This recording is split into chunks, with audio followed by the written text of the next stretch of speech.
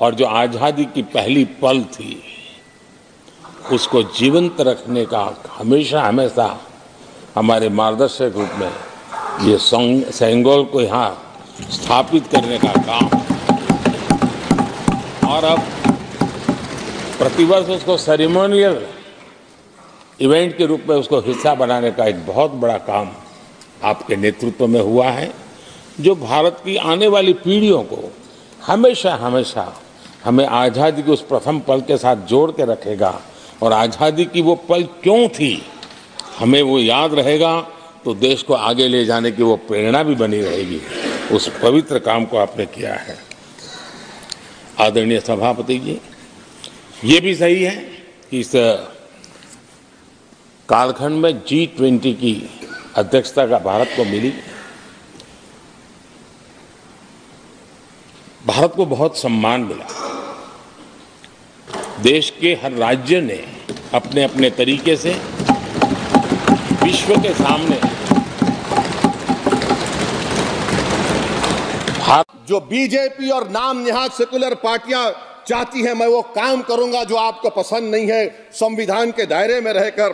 Sir, conclusion में मैं आपको बताना चाहता हूं कि आज इस देश को किसकी जरूरत है। इस देश को अयोध्या में, तारीख शायद नहीं पढ़ते होंगे, मौलाना अमीर अली कौन थे, पुजारी बाबा रामचरण दास कौन थे, अयोध्या के पुजारी थे।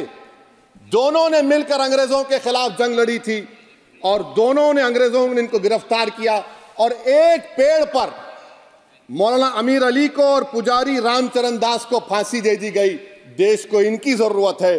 देश को शंभू प्रसाद, अचन खां, ये राजा देवी बख्श सिंह के फौज में थे, अंग्रेजों से मुकाबला किया, मुसलमान की लाश को जला दिया गया और शंभू प्रसाद को दफना दिया गया। इस देश को यह जरूरत है। देश को बाबा मोदी की जरूरत नहीं है। आज भारत को अयोध्या के मौलाना अमीर अली और रामचरण दास, अचन खान, शंभू खान की जरूरत है। सर, मैं अभी सुन रहा था ये नाम निहाद सेकुलर पार्टियों के बयानात को। क्या होता है सर, आप, खत्म कर रहा हूं, क्या होता है सर, जब काजी साहब गवाहों को लेकर दुल्हन के पास जाते कि तुमको निकाह कबूल है, तो दुल्हन शर्मा के खामोश बैठ जाती। तो इनकी खामोशी रजामंदी की अलामत है। जी जी। तो सर, मैं खत्म करने से पहले ये बताना चाह रहा हूं कि जब वजीर आजम जवाब देंगे तो क्या वो भारत के 140 करोड़ जनता के लिए जवाब देंगे या फिर सिर्फ हिंदुत्व की फिक्र रखने वालों का जवाब, मैं खत्म कर जवाब देंगे। मैं ये देश, दुनिया, मुसलमान देख रहा है। सर, मैं आपको ये भी बताना चाह रहा हूं, आखिर में कंक्लूड कर रहा हूं सर, 1 मिनट चाहिए, 1 मिनट चाहिए सर।